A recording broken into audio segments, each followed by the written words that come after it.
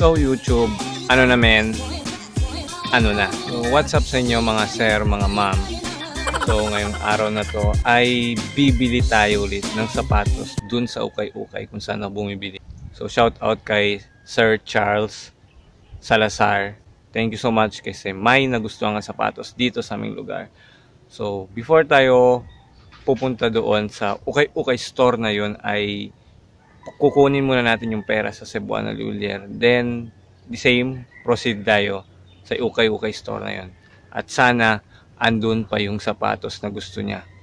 So sa mga gusto magpabili o may nagustuhan kay sapatos dito sa amin, ay message nyo lang ako sa aking Facebook account. Andyan sa description box. At sa mga nagpapabili ng sapatos ay yung hindi ko pa nahanap yung mga sapatos na gusto nyo kasi wala pa doon sa store na pinupuntahan ko. So i-check natin yan sa ibang store upon makuha ko yung pera at pag-proceed ko doon sa tindahan ni Kuya.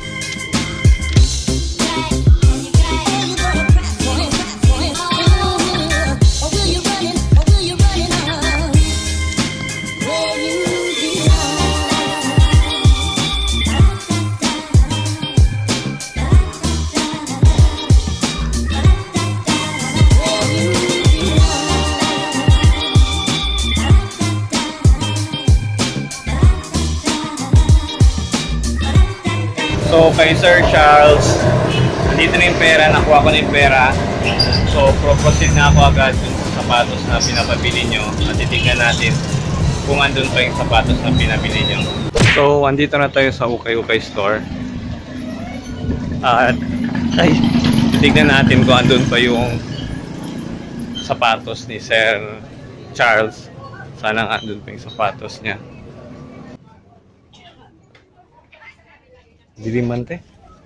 Blackout. Hindi pa yung sapatos te? Oo. So, kay Sir Charles, dito na yung sapatos na pinabili nyo. So, ipapadeliver ko na lang to via LBC. So, siguro baka bukas darating na to sa inyo or by the next day. So far, marami silang new arrival ngayon. Sa mga may gusto ay ibibirol ko na lang para makita nyo kung may magustuhan kayong sapatos. Then, message nyo na lang ako sa Facebook account ko kung may nagustuhan kayo. So, ito may Kobe. Size 11 siya at okay pa sa baba.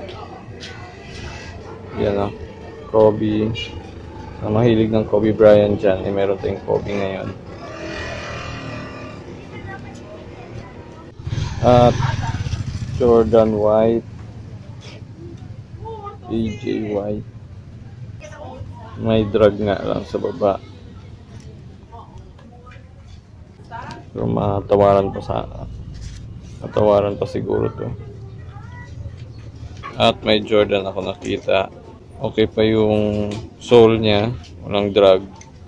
At size 11 siya.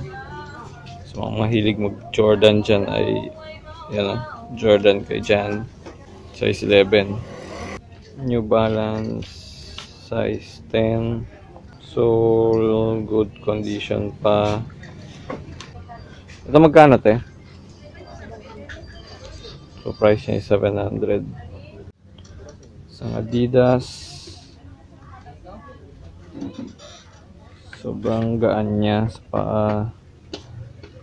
Sole niya ay okay pa naman, may drag lang sa likod but good condition pa din. Size niya ay size 9 at issue niya ito, may maliit na gas-gas na siya.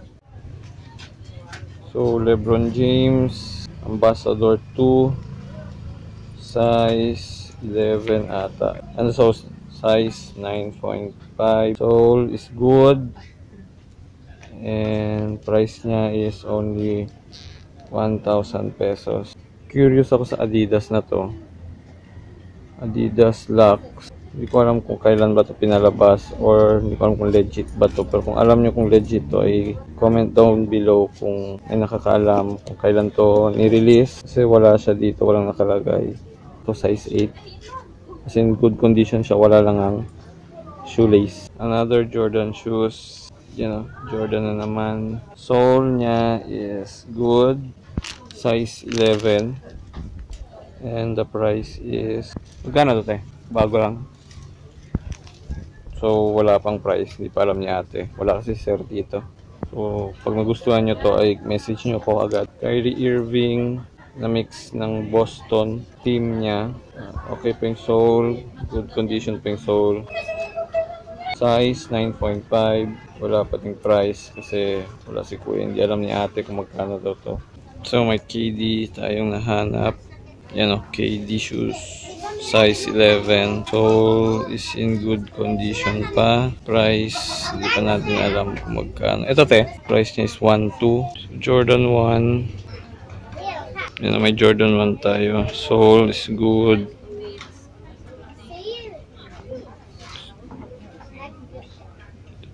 Yan o. So, size 12 siya guys. Jordan 1. At in good condition pa talaga siya. Kaso lang nga, wala ding presyo. So, wala pa si sir. Size 12 na Jordan. Isang Jordan din.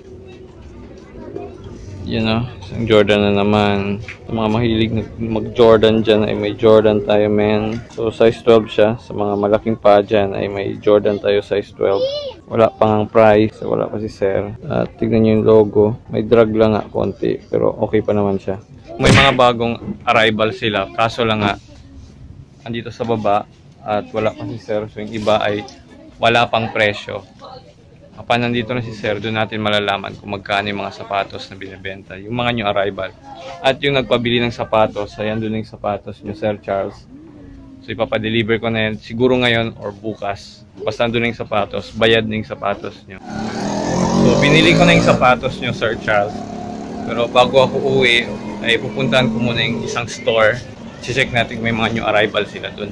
So guys, may nag-offer ng sapatos. So may Jordan 6 daw siya. So titignan natin kung ano yung itsura ng Jordan 6 niya.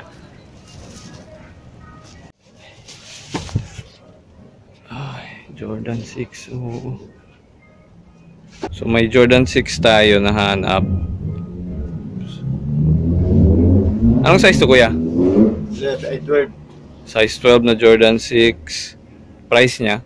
2.5. 2.5 daw yung price niya. Sole niya.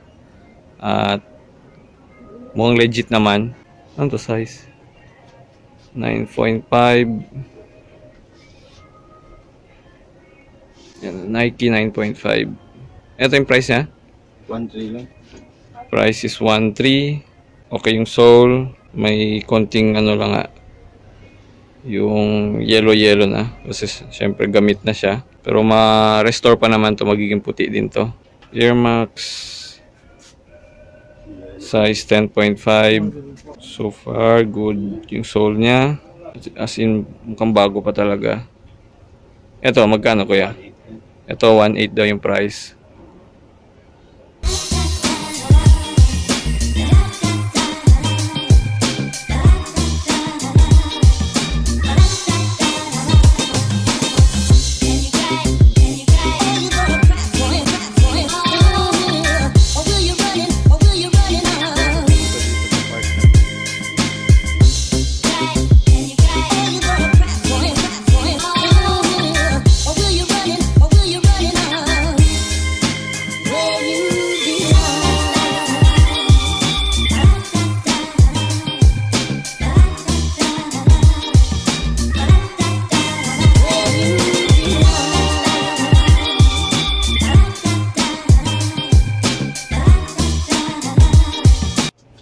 May Vans tayo, men.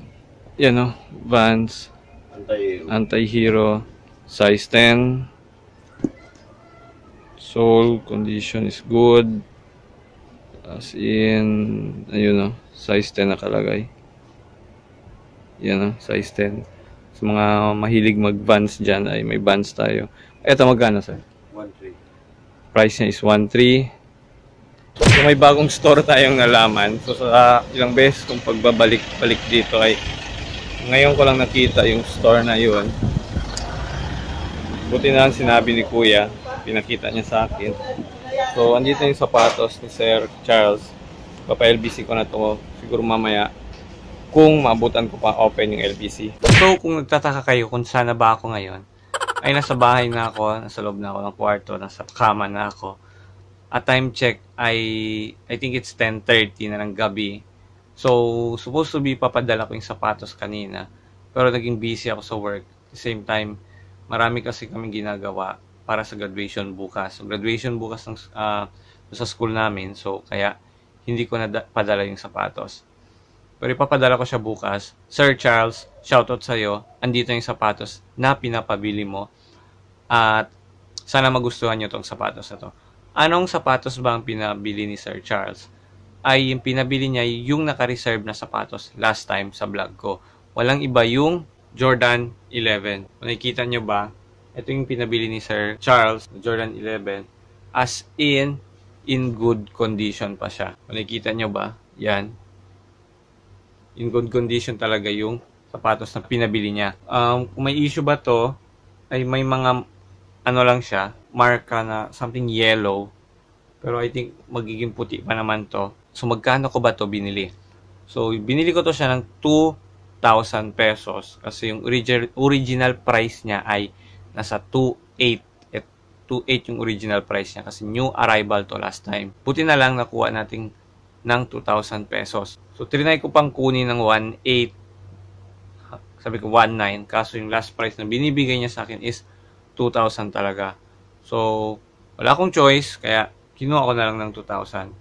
Pero yung pera na pinadala ni Sir ay sobra naman. So, bigay siya ng 2,000 plus shipping fee at pang merienda at panggas ko daw. So, thank you so much kasi nagbigay pa kayo ng panggas at pang merienda. So, hindi naman ako naghingi. Wala naman ako hinihingi. Ang akin lang, manood, may manood. Masaya na ako dun. Kasi ito naman yung pinili kong content sa pagbablog. So, syempre, kailangan ko panindigan. So, yun na nga, sa may mga gustong magpabili ng sapatos, ay message nyo lang ako sa aking Facebook account. Nasa description box yung link na aking Facebook account. Message nyo lang ako dun pag may nagustuhan kayong sapatos dito sa aming lugar. So, kay Sir Charles ay napadala ko na yung sapatos. Hintayin nyo na lang after 2 days. Siguro darating na dyan. So, yung payment or shipping fee na nabayaran ko is 328 pesos. So far, okay naman yung pinadala yung pera. At sakto naman para sa shipping fee na binayad ko kanina. May batang gusto sumali sa video ko. Bigyan ko.